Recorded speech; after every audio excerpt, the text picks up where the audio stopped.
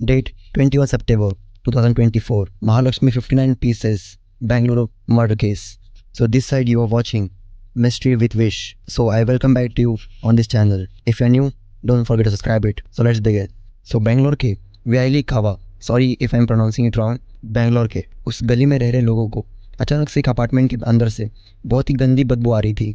So by the increase of time वो smell धीरे धीरे बहुत ज़्यादा बढ़ रही थी. सो कुछ टाइम के बाद वहाँ के जो नेबर्स थे उन्होंने उस लैंडलॉर्ड को फ़ोन करा, या ऐसे कि उन लोगों ने उस घर मालिक को फ़ोन करा. सो उसके बाद लैंडलॉर्ड ने उस मकान में रह रही उसकी मम्मी को फ़ोन करा. सो लैंडलॉर्ड ने फिर महालक्ष्मी की मम्मी को फ़ोन करा. फिर अगले दिन महालक्ष्मी एंड उसकी बड़ी सिस्टर दोनों उस अपार्टमेंट में आते हैं.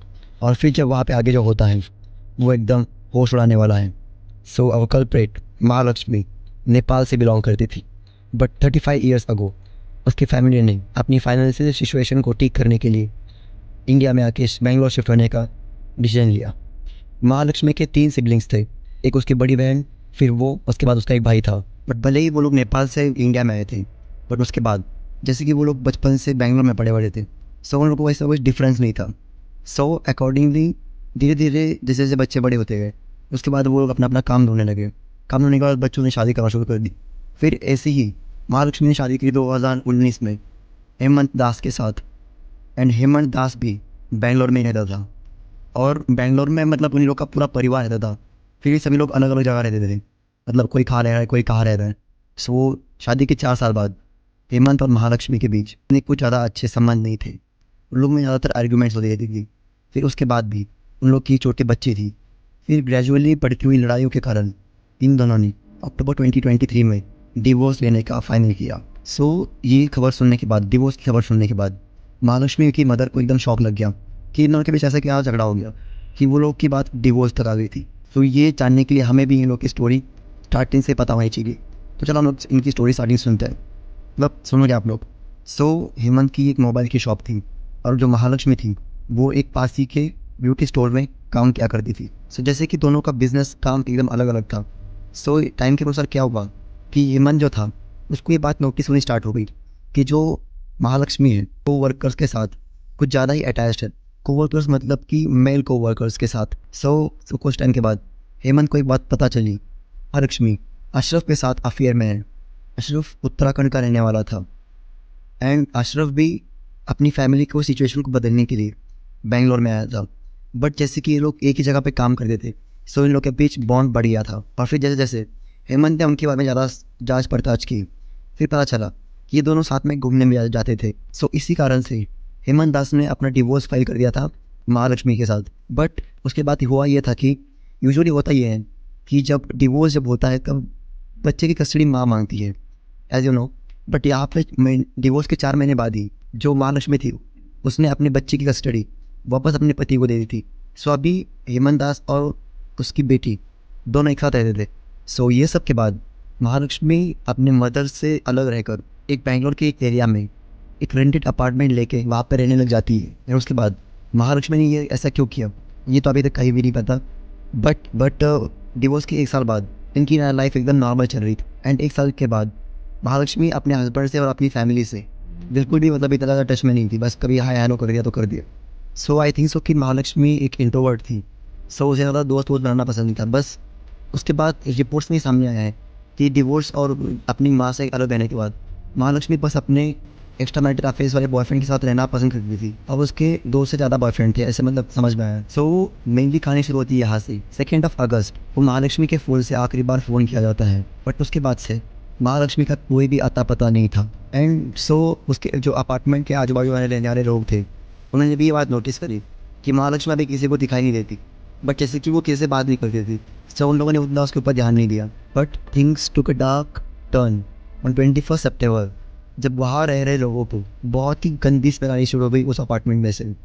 सो उन लोगों ने डिसाइड किया कि क्यों ना इसके जो लैंडलॉर्ड है उनको फ़ोन करके बोल दिया जाए कि आप लोग जाके अपना अपार्टमेंट एक बार चेक करो. ये सब प्रॉब्लम सुनने के बाद जो वहाँ के लैंडलॉर्ड थे उन्होंने फ़ोन करा महालक्ष्मी को, बट एज यूजुअल महालक्ष्मी का फ़ोन नहीं लग रहा था. सो उन्होंने उसके दूसरे नंबर पर फ़ोन किया जो कि था महालक्ष्मी की माँ का. सो ये बात सुनने के बाद महालक्ष्मी की जो माँ थी उनके दिमाग में सबसे पहले बात आई श्रद्धा और आफ्ताब के केस के बारे में. उनका दिल थोड़ा सा बैठ गया था. बट उसके अगले ही दिन महालक्ष्मी की माँ उस अपार्टमेंट में चली गई, मतलब जाने के लिए रेडी हो गई, क्योंकि उनके पास थी एक स्पेयर की। सो कैसे ऐसे करके महालक्ष्मी की माँ उस अपार्टमेंट का दरवाज़ा खोलती है, लैंडलॉर्ड और कुछ 7-8 लोगों के साथ। बट जैसे ही वो दरवाज़ा खोलती है, उससे वहाँ पे बहुत ज़्यादा बदबू आनी शुरू हो जाती है। सो बदबू के कारण काफ़ी सारे लोग अंदर नहीं आते हैं, क्योंकि बदबू बहुत ज़्यादा थी। बट उसके साथ एक और लड़की आती है, जो कि वहाँ का वीडियो बना रही थी, और वीडियो में सब कुछ एकदम साफ साफ दिख रहा है। सो उसके बाद जैसे कि बदबू बहुत ज़्यादा बढ़ गई थी, सो वीडियो में आप लोग जैसे देख सकते हो कि पहले वो लड़की गई बाथरूम में, और बाथरूम में उस लगा कि बाथरूम में कुछ गंदगी पड़ी होगी, बट वहाँ पे ऐसा कुछ नहीं था। फिर बस एक ही चीज़ बची थी, वो था उसका फ्रिज। जैसे वो लोग फ्रिज को खोलते हैं, उनको देखते हैं टुकड़े, बॉडी के टुकड़े। और जैसे वो लोग ये देखते हैं, वो लोग से समझ नहीं होता कि ऐसा उन्होंने कुछ देखा है। फिर वो जाते भागते हुए जाते हैं फ्लैट के बाहर। सो फॉरेंसिक रिपोर्ट्स के अनुसार पुलिस के पास अभी 59 बॉडी पार्ट्स थे, एंड फॉरेंसिक रिपोर्ट्स के अनुसार महालक्ष्मी की डेथ 19 डेज पहले हो गई थी, और उस फ्रिज में कीड़े लगना भी स्टार्ट हो गए थे। सो ये सब होने के बाद पुलिस को सबसे पहले डाउट किया हेमंत के ऊपर। क्यों नहीं लगा कि हेमंत ऐसा कर सकता है अपने डिवोर्स का बदला लेने के लिए। बट जैसे उन्होंने हेमंत को उठाया, हेमंत ने बताया कि मैं तो भाई यहाँ पे नहीं था। सो पुलिस ने अकॉर्डिंगली उसकी डेट्स और टाइमिंग से कुछ मैच करी कि हेमंत उस डेट को वहाँ पे था कि नहीं। सो वहाँ पे हेमंत तो उस टाइम भी नहीं मिला। सो पुलिस ने फिर हेमंत को छोड़ दिया। पर छोड़ते छोड़ते हेमंत ने पुलिस को महालक्ष्मी के बॉयफ्रेंड के बारे में बताया। बट फिर पुलिस को पता चलता है कि अशरफ का बहुत पहले ही ब्रेकअप हो गया था महालक्ष्मी के साथ। देन फिर उसके बाद पुलिस एकदम ब्लैंक हो गई थी, क्योंकि उनको कोई क्लू नहीं दिख रहा था। ना ही महालक्ष्मी के घर के पास कोई कैमराज वैमराज थे, ना कुछ। सो फिर पुलिस ने जब डिसाइड किया, तो फिर जब पुलिस ने आगे इन्वेस्टिगेशन आगे बढ़ाई, सो उन्हें एक क्लू मिला कि जब वो लोग उसके जो काम करने वाली प्लेस थी, वहाँ पे जब उन्होंने पूछताछ के लिए सभी को बुलाया था, सो वहाँ पे बस सभी लोगों में से एक बंदा नहीं आया था, जो कि था मुक्ति रॉय, 31 ईयर्स का। सो जैसे कि मुक्ति वहाँ पे नहीं था, सो पुलिस का पूरा शक मुक्ति ऊपर चला गया कि मुक्ति बहुत दिनों से काम पे भी नहीं आया था। और फिर आगे जांच करने के बाद मुक्ति के घर के पास जो कैमरास थे, उसमें जब ध्यान से देखा, तो जब आगे इन्वेस्टिगेशन करने के बाद जब पुलिस ने महालक्ष्मी के घर के पास जो कैमरा लगे हुए थे, जब वो ध्यान से देखे, तो पता चला कि वो बंदा वहाँ पे लेजिटली घूम रहा था बहुत बार, मतलब मल्टीपल बार देखा गया था। सो फिर वर्क प्लेस से पता चला कि मुक्ति का एक और भाई बेंगलोर में रहता था, जिसका नाम था स्मृति रंजन। देन फिर जब पुलिस ने उससे पूछताछ करी, तो वो पहले पुलिस को थोड़ा सा घुमा रहा था, बट जैसे पुलिस ने अपने तरीके से पूछताछ करी, फिर उसने सच बताना स्टार्ट किया। और सच यह था कि स्मृति के मरने के बाद उसके भाई ने उसको कांटेक्ट करा था, और उसके भाई ने उसको सब कुछ बता दिया था कि द्वारा क्या हो गया है। सो मुक्ति के भाई से इन्फॉर्मेशन गैदर करने के बाद पता चला कि मुक्ति वेस्ट बंगाल में रह रहा है। सो बेंगलोर से 3 टीम पुलिस की चली गई वेस्ट बंगाल, तो मुक्ति वहाँ भी नहीं गई। बट पुलिस को फिर कुछ क्लू से पता चला कि मुक्ति जा सकता है उड़ीसा के गाँव में, उड़ीसा के एक भद्रक गाँव में, क्योंकि वहाँ उसके कुछ दोस्त और रिलेटिव भी रहते थे। बट जब तक पुलिस वाले वहाँ उसे पकड़ने के लिए पहुँचते, मुक्ति ने खुद को हैंग कर लिया था, या ये उसने सुसाइड कर लिया था। मुक्ति के मरने के बाद भी पुलिस को वहाँ से एक नोट मिला, तो उस मुक्ति के पास मिले हुए नोट के अनुसार महालक्ष्मी एक शॉर्ट टेम्पर और एक पैसे की चाह रखने वाली लड़की थी, और उसकी एक प्रॉब्लम थी कि वो छोटी छोटी बातों पर गुस्सा हो जाती थी, मतलब थोड़ी सी कुछ बात हुई उस पर गुस्सा हुई। सो मुक्ति के अकॉर्डिंग वो और महालक्ष्मी पिछले 6 महीने से रिलेशनशिप में थे, बट वो इतनी ज़्यादा अरोगेंट थी कि वो कभी कभी झगड़े के पीछे अपना हाथ उठाया करती थी मुक्ति के ऊपर। बट महालक्ष्मी मुक्ति से शादी करना चाहती थी, और उससे हमेशा पैसों की डिमांड करती थी। बट मुक्ति को ये पता था कि महालक्ष्मी कैसी लड़की है, क्योंकि वो शादी के डिवोर्स के बाद भी मल्टीपल लोगों को अपना बॉयफ्रेंड बना के रखती थी।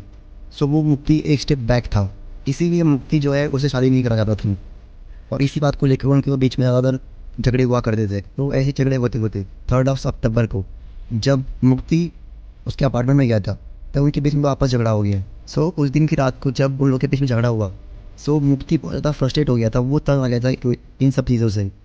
सो उसने गुस्से में आकर उसके सर पे वार किया, और उससे को नाकाबू करते हुए उसने मुक्ति का खून कर दिया।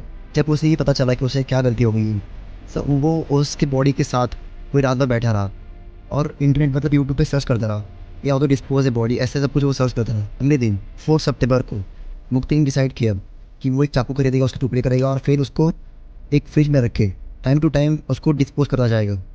सो उसने अकॉर्डिंग ऐसा ही किया। 4 सितंबर को उसने चाकू खरीदा, और वो बाकायदा CCTV कैमरा में कैप्चर भी होगी। तो आगे का प्लान डिसाइड करने के बाद मुक्ति ने उसके बॉडी के पीसेस फ्रिज में डूस दिए थे, और टूटने के बाद वो अपना फोन स्विच ऑफ करके वहाँ से भाग गया। So it was the case. But आप लोग का भी डाउट आ रहा होगा कि मुक्ति ने खुद को क्यों ख़त्म किया। So as you wise know, कि this was not a plan murder, ये सब एक रेज में हुआ था, मुक्ति के गुस्से के कारण हुआ था। सो कहीं ना कहीं उसको ये लगा हुआ कि मेरे से क्या गलती हुई, सो जिसकी वजह से ऐसा हो सकता है कि उसने ये स्टेप लिया। आप लोगों को क्या उसके ऊपर ओपिनियन है, मुझे कमेंट के अंदर बताना मत भूलना।